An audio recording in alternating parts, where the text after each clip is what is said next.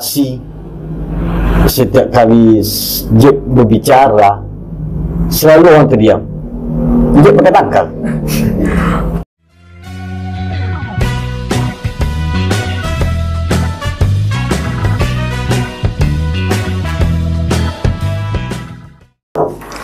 Hai seluruh masyarakat Kabupaten Kebun Melati yang hari ini hidup di tanah jantan ini sebanyak 234.000. Lalu kita kalau tidak banyak subscribe tunggu bau 500 ya. Hari ini saya tantang kawan-kawan semua untuk melakukan subscribe. Siapapun dia, masyarakat petani dia, masyarakat buruh dia, masyarakat honor dia, semuanya ayo kita meriahkan untuk subscribe, like and comment di Dora FN. Terima kasih.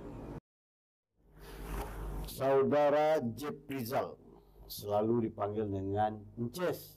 Siap bang. Ences itu kami dapat informasi itu di Kampung Centai, tempat kelahiran Jeb Rizal, betul? Betul. Tapi orang dekat yang tahu ni, tak orang dekat yang tahu ni, nama Ences tu orang dekat. Kalau untuk di panggung Jeb Rizal, ini sosok Jeb Rizal yang selalu melakukan aksi-aksi di mana-mana daerah. Iya je Pernah melakukan aksi apa je? Orang bilang sering menyampaikan saudara Jeb ini sering muncul di panggung aksi demo. Apa motivasi Jeb untuk melakukan hal-hal penyampaian apa gitu? Di dalam makna demo itu bagi saya bahwa itu sebuah kewajiban seorang pemuda, rasa simpati dan empatinya terhadap negeri, dan menjadi kewajiban pemuda lah untuk berkreasi, mencari panggung sesuai dengan skill yang dia punya. Sehingga makna demo di dalam arti yang lebih luas bahwa demo kita dalam berkreasi terhadap budayawan, demo kita terhadap politik, dan demo kita terhadap usahawan. Sehingga makna demo di sinilah bagi saya harus diperluas, dan saya sendiri melakukan aksi demo ini berangkat daripada keinginan rasa ingin tahu saya untuk mengetahui setiap persoalan yang ada, baik berbicara skop negeri yang terlalu kecil maupun bicara tentang daerah yang lebih luas. Seperti itu. Oke. Jeb stay-nya, keberadaan untuk saat sekarang di mana? Masih di Selat Panjang. Di Selat Panjang Jeb ya. Untuk terakhir kali si Jeb manggung dalam konteks apa Jeb?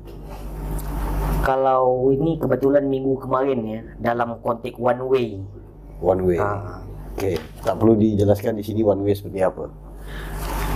Si Jeb memang asal dari Centai je. Dari Centai. Memang sosok orang pemuda-pemuda Centai ini memang jiwa itu memang semangat luar biasa je. Tapi pernah jadi ketua panitia bola je? Pernah je. Pernah ada dengar cerita seperti apa? Tahun 2012 yang lalu, detik-detik saya mau menamatkan kuliah, masa itu saya coba untuk beredukasi di kampung halaman dengan membuat event pertandingan bola. Pada masa itu kas desa tidak ada, kemudian saya punya insting bahwa dengan relasi yang saya miliki dengan pejabat pada masa itu, kebetulan Dispora dan Dewan hadir sebagai pembukaan acara. Terkait tentang budget yang telah kita aturkan, kita mengharap dari Dispora dan Dewan yang hadir itu mensupport dana itu. Nah, pada masa itu akhirnya kita coba untuk pressure kepala desa, sedikit memaksa untuk melakukan pencairan dana desa sekitar 4,5 juta. Dan kita hasilkan dana 4,5 juta itu kita gunakan untuk operasional. 4,5 juta untuk melaksanakan event itu. Itu bisa dilaksanakan betul? Kalau untuk secara wasitnya, kemudian perlengkapan kepanitiaannya, kemudian persiapan kepanitiaannya semuanya terselesaikan. Yang tidak terselesaikan itu di mana? Cuma hadiah. Cuma hadiah. Hadiah pun sertifikat dengan kita buat gitu. Piala tak ada? Piala tidak ada. Berapa pialamnya ada? Berapa peserta pada saat itu? Pada saya itu sekitar 12 peserta. 12. Cuma dia banyak pertandingan. Ada takraw, ada poli, ada bola kaki, kemudian ada badminton. Dan itu langsung di pelaksanaan kegiatan itu langsung si Jeb yang jadi ketua. Langsung saya jadi ketua panitia plus ketua pemuda masih itu kan. Tapi permasalahan itu selesai. Selesai. Tidak ada masalah lagi di kemudian hari kita. Tidak ada. Karena secara hukum memang tidak jumpa. Pernah ikut caleg? Kemarin pernah. tahun 2019 dari Partai Hanura ada PL1. oh pernah ikut di partai politik Hanura ya? Nah, Duduk tak? tak duduk. Tak duduk ya. Beda-beda tipis. Beda- Banyak di apa di lubis.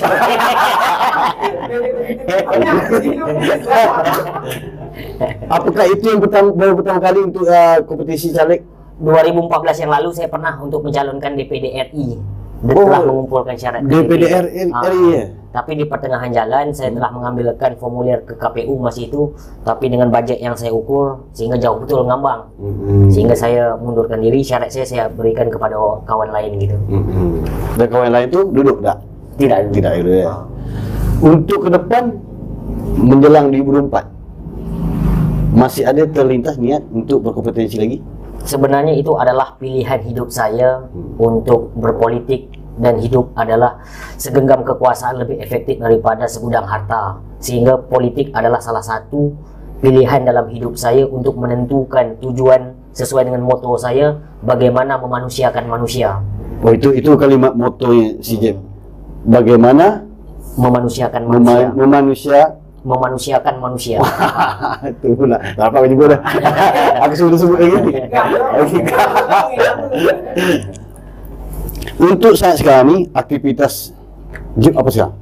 Saya kalau untuk secara ekonomis, saya ada usaha di PT, ada PT 1, PT Laskar Bumi Melayu, kemudian satunya CP Laskar, 3 Laskar itu bergerak di bidang ATK, kalau Bumi Laskar itu somel dan palet. Oh, somel dan palet. Dan itu aktif, masih berjalan? Masih berjalan itu. Masih berjalan tuh ya? Kegiatan somel itu membuat semacam properti ya? Properti, tingkap, kursi. Dan itu dikonsumsi oleh lokal? Lokal. Bagus juga tuh kan? Memproduksi bahan baku dan dijual belikan di lokal gitu ya. Dan itu pasti sangat terbantu oleh masyarakat gitu ya. Kalau ada bantu-bantu pemerintah, perumahan kan, pengadaan tingkap, kursi, meja gitu. Di samping kegiatan aktivitas si Jeb memegang berapa organisasi ya? Sejauh ini ada 3 organisasi yang Ya, saya pegang. aktif. Media 2. 3 organisasi apa ya? Lira, Lira. kemudian Ormas Bidik, kemudian Laskar Muda Melayu Riau, kemudian LSM Kopas Riau. 4. 4 organisasi. Kalau media? Medianya Portal Buana sama Serantau News. Dan ini aktif terus ya? Aktif News. Hebat deh. Sekarang umur berapa ya? 34. Umur 34 tahun sudah berkecimpung di dunia aktivis. Hebat. Kira motivasi tadi itu yang bisa diulangi, motivasi si Jeb itu mau berkarir di dunia aktivis seperti apa ya? Dahulu sejak saya kecil, saya merasa hidup adalah sebuah ketertindasan, di mana keluarga saya tidak kerja satu hari tidak makan. Kemudian saya punya 11 saudara, saya anak kedua. Di masa itu saya kedua paling akhir atau paling pertama. Berarti masih ada adiknya? Ada, bahkan masih ada SD kelas 3, kelas 4 kan. Berapa orang? 11. Meninggal 2. Meninggal 2 je. Tinggal 9. Berarti masih ada adik kecil ya. Lanjut. Di mana di dalam dunia perkampungan yang saya melihat ada sebuah ketertindasan antara hubungan pemerintah dengan masyarakat, di mana masyarakat yang jauh daripada nilai kedisiplinan ilmu. Disitulah saya coba untuk termotivasi bagaimana menuntut ilmu, kemudian belajar untuk melakukan pressure dan evaluasi terhadap kebijakan pemerintah. Itu dia. Pernah merasa terancam aja ketika sudah habis melakukan aksi panggung? Nah, merasa terancam tak? Setiap kita manggung sebenarnya pasti punya ancaman. Namun bagi kita itu hal yang biasa saja, dan kita sudah merasa puas tentang kehidupan dan kita pasrah aja. Andai kata ada hal-hal yang di luar dugaan kita. Bagi kita hidup adalah sekali, dan bagaimana setiap kehidupan sekali ini kita gunakan bermanfaat bagi orang lain, paling tidak anak cucu kita mencatat kita di suatu saat gitu. Dan itu tidak akan menghilangkan rasa ciut di hati. Tidak pernah. Siapapun tetap dihadapi. Tetap. Selagi itu memang betul. Betul lah. Untuk melakukan aksi manggung, orasi, selalu bersama kawan-kawan, itu kapasitas saya tengok sekitar tak sampai 10 orang. Kira-kira memang sengaja tidak meramaikan atau seperti apa? Atau ada dengan ciri khas tersendiri? Kalau saya di Pekanbaru di Jakarta melakukan demo biasanya banyak, 50 orang ke atas. Bahkan di Pekanbaru saya pernah memimpin demo ribuan orang. Masih itu demo terkait tentang Mahfud MD ya, gitu, tentang pemilihan wali kota. Tapi di Meranti saya sadar bahwa dengan kecilnya daerah Meranti, di mana mentalnya pemuda Meranti agak sedikit minim, kemudian dilatar belakangi bahwa orang-orang di dalam adalah saudara mara, sehingga untuk membuat diri mereka profesional terhadap kepribadian dalam mengkritisi inilah, sehingga saya tahu bahwa tidak semua orang berani tampil di daerah Meranti karena menghargai tadi. Namun bagi saya bahwa melakukan aksi ini adalah bentuk daripada prihatin kita terhadap daerah kita atas nama kelembagaan, bukan atas nama sentimen pribadi. Sehingga terkait tentang melakukan unjuk rasa 3 orang bahkan sendiri pun bagi kita itu adalah sebuah kewajiban. Yang terpenting bukan berapa banyak kita melakukan aksi, tapi sampai tidak tujuan yang kita sampaikan sesuai dengan undang-undang melakukan unjuk rasa itu. Dan setiap kali melakukan aksi manggung itu dilengkapi dengan izin-izin semua. Ya, rata-rata 100% kita mengizin 3 hari sebelum hari. Tidak legal ya? Tidak legal, tak pernah kita melakukan aksi legal. Pernah nggak dibayar untuk aksi-aksi manggung?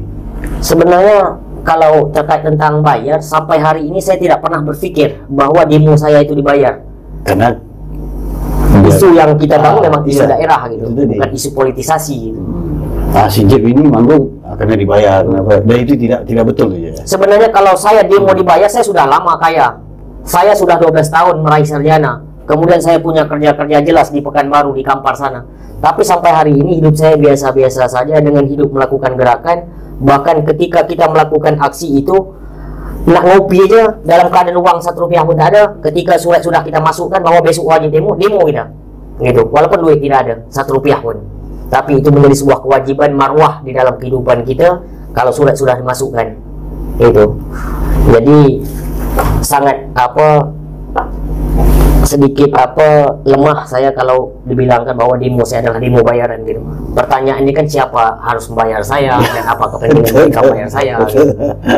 Pada itu memang naluri dari masukan-masukan namanya pengamat lah ya, peduli dengan keadaan kampung sendiri betul. Ada tak pernah rasa lucu selama aksi demo? Ya agak unik lah, agak ketawa lah bukan nengok apa yang dibuat itu. Saya pernah demo di Pekanbaru, surat sudah kita masukkan, hari Senin kita harus melakukan demo. Malam Senin itu kawan-kawan kita didoktrin oleh kepentingan tertentu untuk tidak ikut demo bersama kita. Akhirnya masa itu saya tidak tahu di rumah itu bahwa yang demo itu saya sendiri. Gitu. Sampai di lapangan saya tengok polisi banyak, kemudian Satpol PP banyak. Akhirnya kebetulan saya bawa spanduk, saya ikat spanduk dari pagar ke pagar. Kemudian saya melakukan unjuk rasa kan. Masalah saya ya polisi sama Satpol PP. Luar biasa. Dan itu memang dilaksanakan betul? Dilaksanakan, sebuah kewajiban. Saya membuktikan. Tahu itu bila kalau tahu di tengah jalan. Ya itu memang terjadi je. Memang terjadi. Iya pula. Untuk setengah jalan mau tahu mana kawan tadi. Memang kawan tak datang. Kerana ada sesuatu hal. Intimidasi ya.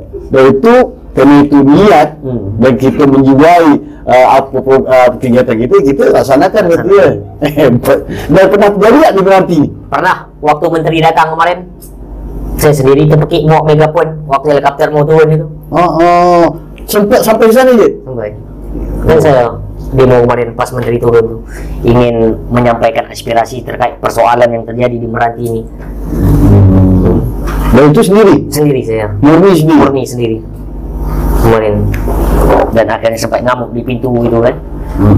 Untuk mau memberikan berkas kepada menteri ini. Apakah dengan sendiri itu tidak mengimbau ke kawan aja atau cuma niat sendiri aja?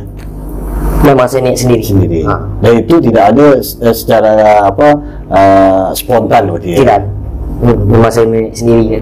Saya membuktikan kepada masyarakat Meranti ini bahwa saya punya kawan banyak, tapi didoktrin sebagaimanapun kawan saya di sekeliling saya, yang namanya seorang Jeff Rizal ya tetap Jeff Rizal gitu. Begitu. memang sosok pemuda seperti ini dengan umur segini dia masih mau peduli dengan keadaan menanti. Luar biasa sih dia. Jep jadi bukan. Enggak, itu udah lebih lain. Tidak, kebetulan jadi rumah itu saya tinggal di masjid Rahmatullahi dalam. Pada masa itu jadwal masuk kuliah sudah pas, hampir setengah jam aja Enggak, gitu. ini kisah tentang kuliah nih. Kisah. Ah. Jadi saya nak cepat-cepat, saya sebarang pakai ini celana. Rupanya celana itu celana kawan saya bawa siap tabrakan. Dari Pekanbaru nih. Di Pekanbaru. Jadi pas jadwal memang masuk kuliah, kena terbangun mendadak. Nak cepat-cepat masuk kuliah. kampus kan gitu ya. Sebarang pakai celana. Sebarang pakai celana. Pokok celana koyak kan. Saya pakai bus, duduk belakang sekali. Jadi depan itu banyak orang kan. Saya setiap pegang bus atau play biasa saya baca buku kan. Saya tengok agak sedikit berangin bawah ni kan. Dia ada cewek akhwat itu kan. Mas burung kata dia. Saya senyum aja. Saya fikir dia cinta sama saya. Jadi rupanya mas burung gitu. Itu nyuri kan. Suruh pas tahu. Rupanya sana saya sobek, saya tak pakai kolor. Akhirnya sampai di depan rumah sakit jiwa. Kiri silang, kiri. Saya akalkan saya gila. Dan itu betul-betul terjadi. Betul-betul terjadi. Akhirnya saya turun dari rumah sakit jiwa, pergi saya ke Undri, sampai ke Undri, lewat samping parit itu jatuh pak dalam parit. Basah, akhirnya saya masuk ke dalam semak. Saya tanggal celana baju saya sampai kan. Buga saya dalam apa? Dalam semak ada dalam kampus Undri itu. Saya jemurkan baju celana saya dulu. Habis jemur tu dah kering agak tengah hari, baru saya masuk kuliah tadi. Jadi menjelang kering tadi itu malah bugil. Dia saya dan semua. Akhir masuk juga kuliah. Masuk kuliah. Tapi lambat. Satu mata kuliah hilang. Memang keinginan luar biasa keinginan untuk menyelesaikan kuliah seorang Jep Rizal penuh dilema dari segi kehidupan. Masa itu ngekos tinggal masjid saya. Saya di masjid saya tak pernah ngekos. Oh, tinggal di masjid. Di masjid. Beranjak dari kampung untuk menyelesaikan kuliah di Pekanbaru. Saya dari kampung itu pikir saya hanya untuk mencari kerja aja kan, mengubah kehidupan keluarga untuk mencari kerja. Tapi di pertengahan jalan saya kerja kara-kara dulu. Di kerja kara-kara itulah ada ruangan toko koran, saya suka baca koran. Saya tengok situ. Itu sudah pindah ke Pekanbaru ya? Belum, 2007. Masa sebatang kara saya datang ke Pekanbaru bersama kawan untuk mencari kerja kan. Hanya niat untuk mencari kerja. Sampai di sana memang dapat kerja. Kerja angkat besi, angkat kara-kara. Kerja kara lah ya, kerja musuh sibuk lah ya. Di situ lah saya terinspirasi. Pertama kali tempat tinggal di masjid mana? Masjid Jalan Pakis Simpang Ardat, Masjid Mujahidin ya. Ada Arengka tu. Di situlah pertama kali tinggal di masjid Jadi mungkin tak kurang 30 masjid saya tinggal Pekanbaru. Bapak masjid tu. Berarti hijrah masjid ke masjid ya. Yang jelas bisa bertempat tinggal, bisa nginap gitu ya. Dan sampai begitu apa diperbuat? Langsung tidur situ tak mungkin. Bantu-bantu bersih-bersih masjid. Azan juga azan juga kadang khutbah kan. Oh, khutbah bisa je. Saya pun orang syariah juga kan. Bisa khutbah. Luar biasa. Mantap. Dan itu belum masuk jenjang kuliah tu je? Belum. Berapa lama pula proses masuk ke jenjang kuliah tu je? Tak lama, sekitar 3 bulan lah. 3 bulan prosesnya. Tapi dah siap bekal, ijazah semua dah dibawa juga. Langsung daftar ke UIN. Pengambilan jurusan? Saya sebetulnya di ilmu hukum. Oh, sebetulnya hukum masih itu pertama kali dibuka kan. Tapi akhirnya saya masuk dipindahkan ke jurusan Jinayah Siasah, jurusan hukum dan politik Islam kan. Kalau bahasa Indonesia kan. Karena pada saya itu hanya jurusan Jinayah Siasah lah yang bisa menerima saya. Karena masa kuliah itu dah habis. Masa aktif semesternya dah habis, pembayarannya dah tutup gitu. Cuma di Jinayah Siasah bisa buka lagi, dibantu oleh ketua jurusan masih itu kan. Ada proses kuliah itu mendapat beasiswa ada? Ada dari Bank Indonesia. Kalau misalnya 1 semester 1.200.000 dari BI. Dari BI. Itu untuk mendapatkan itu tentu harus memenuhi syarat. Syarat. Ada 2 kebetulan kita buat yang kurang mampu kan. Berapa tahun kuliah dia selesai sampai tamat? Lama, 6 tahun setengah. 6 tahun setengah. Seorang Jep Rizal menyelesaikan bangku kuliah 6 tahun setengah. Dan itu selesai ya? Selesai. Dan menyandang titel ya? Apakah ada niat melanjut lagi kuliah untuk menyambung sangat? Kalau masalah pendidikan, saya memang dari SD dulu saya suka dengan nilai pendidikan juga. Sampai hari ini pun saya terus mendaftar, cari-cari di internet kan untuk mendaftar kuliah. Kemarin pun saya nak coba buka link-link itu kan, terus mencari itu. Bila rencana? Nunggu selesai misi saya di Meranti inilah. Selesai kegiatan di Meranti nanti baru lanjut Fokus ke Pekanbaru lagi saya. Berarti akhirnya balik Pekanbaru lagi. Balik Pekanbaru lagi. Nah, tampuk jabatan si Jep di organisasi di Meranti ini gimana? Sebenarnya saya bukan organisasi Meranti, saya organisasi Riau kan. Organisasi Riau berarti ya. Berarti luas berarti ya. 12 kabupaten kota yang kita pimpin kan. Tapi kebetulan badan kita lebih banyak ke Meranti. Kena kampung. Hubungan apanya mudah kan, lebih mendominasi ke sini. Tapi saya hampir setiap minggu juga balik ke Pekanbaru. Berkales, berobol lah. Ini sambil mukuk nih, lebih nyaman. Lebih nyaman seorang Jep Rizal bicara. Promosi lagi. Hah? Itu masuk promosi. Dah, takkan ada, tak kena merit tutup dah. Tadi saya situ dinyimak kan. Banyak dekap saya ke Pekanbaru Sebatang Kara waktu itu menjadi kerja dengan kawan. Macam itu. Apa kata kamu Sebatang Kara kerja dengan kawan? Kawan sampai di sana jumpa kawan.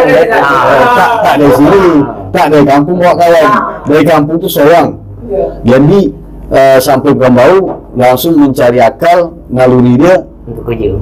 bekerja dan mencari tempat tinggal, tempat tinggal bersih, kan? Dan apa yang dialami si Jep Rizal ni lebih kurang dengan Mirin itu. Mirin tidak murni langsung menjadi seorang Mirin begini, tidak. Proses banyak. Proses. Mendingan kalau Mirin dulu memang diajak orang, yuk Pekanbaru yuk. Sampai baru ditinggal tegak. Ya, dia tegak.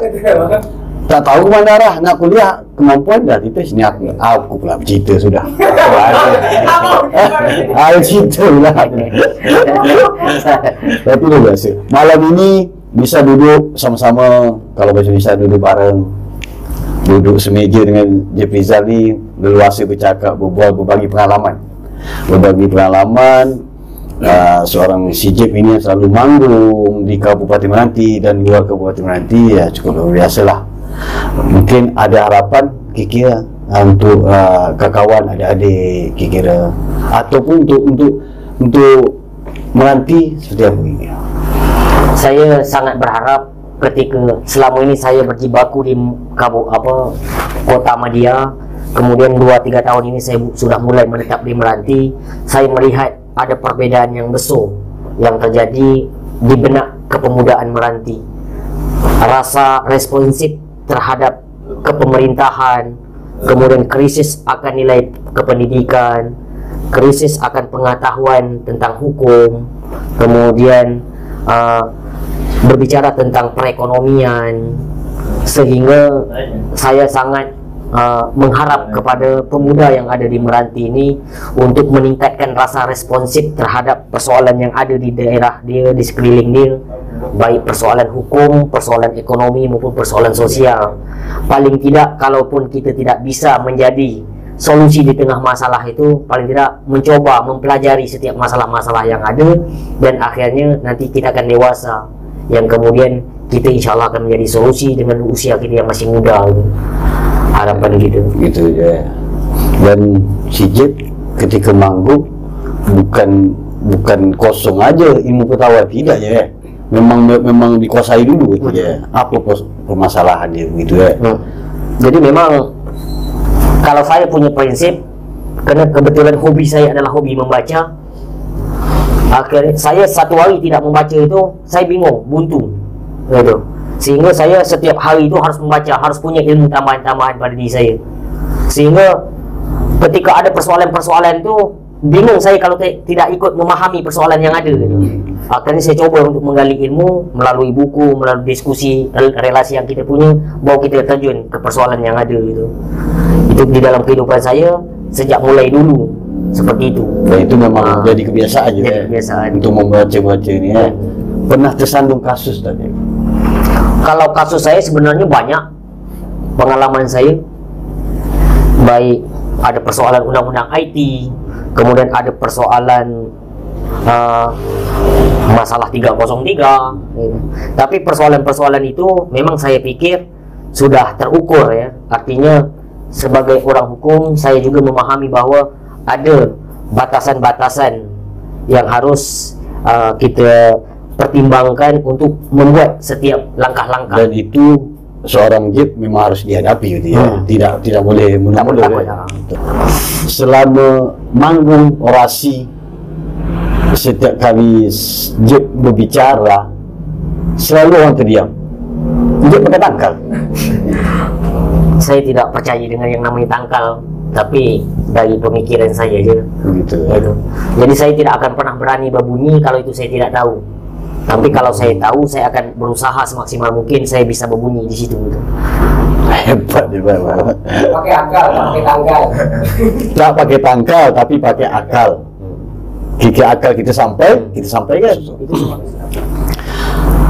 Jadi si JIP bisa tampil di Kabupaten Meranti ini selaku anak putra daerah, ya tampil dalam arti kata selalu peduli terhadap keadaan Meranti meskipun tidak bisa berbuat. Dalam arti berbuat itu membangun langsung, tapi peduli ada kayak gitu. Kira-kira seperti apa dia untuk melangkah sampai jenjang sekarang ini? Kalau bagi saya, belajar daripada kisah Sumpah Pemuda itu terbit 1928 sampai masuk ke 1945, itu jadwal untuk persiapan membangun. Kemudian 1945 sampai 2020 ini itu persiapan mengisi. Nah, hari ini langkah yang saya lakukan ini, saya berpikir bahwa inilah salah satu trik yang bisa saya lakukan hari ini untuk mengisi nilai kemerdekaan untuk Indonesia secara umum dan Meranti secara khusus. Itu. Ya. Pernah kena halau tak di masjid? Kalau di halau tak pernah. Tak pernah ya. Kalau di tempat tapi tak pernah tinggal di kos pula, memang di masjid je ya. Memang betul-betul perjuangan je. Saya tambah nambah, kita keluarga. Boleh kan nak rumah dia melalang ikut demo. Oh ya. Itu. Ya udah kan? Itu ada penolak kan contohnya. Dari sisi kehidupan keluarga inti ya. Istri pernah melarang tak untuk janganlah demo-demo lagi, pernah tak? Karena istri saya sudah duluan memahami posisi saya selaku pendemo sebelum kami nikah, sehingga dia tahu betul bahwa itulah hobi saya. Oh, itu hobi. Memang Jepizan memang hobi dia di dunia ini, manggung aksi-aksi demo. Apa yang tak masyarakat tak bisa menyampaikan melalui dia bisa menyampaikan langsung gitu kan. Dan dia tak gentar ketika dia sudah megang mic itu, dia tak akan melepas mic lagi. Sehingga seorang bercakap, orang lain tak apa ya. Kalau ada nak bercakap, kita beri. Oh, iya. Tapi terlalu selesai juga. Kira-kira ya kalimat yang tadi itu melarang itu dan berkata takut JIP ini ya seorang suami takut ada ancaman-ancaman khusus lah gitu kan. Namanya peduli dengan laki lah gitu kan. Jadi saya pernah kejadian 2019 yang lalu, di saat hampir setiap minggu itu mobil Polda datang ke rumah ngantar surat. Pada saat itu istri saya lagi hamil, memang tulang tinggal istri saya. Tapi dia tak nyampaikan pada saya tentang kerisauan dia. Tapi saya sendiri melihat bahwa makan hati dia kan. Dalam keadaan kondisi hamil, kemudian posisi kita sudah tersangka gitu kan. Tapi bagi saya sudah saya berikan penjelasan pada dia kan. Andai kata nanti saya masuk penjara, ini kena posisi saya dekat-dekat dengan keluarga dulu tinggal, biarlah keluarga saya bantu menjelang saya lepas. Tapi lepas ini nanti saya akan balas dendam, saya bilang gitu. Orang-orang yang masuk ke saya penjara dengan pemaksaan hukum itu, saya 2 kali lipat kan, berikan dia pelajaran gitu. Itu motivasi saya. Bahkan saya sudah ikhlas, masih itu ada 3 kali kasus melibatkan saya kan, sudah ikhlas saya.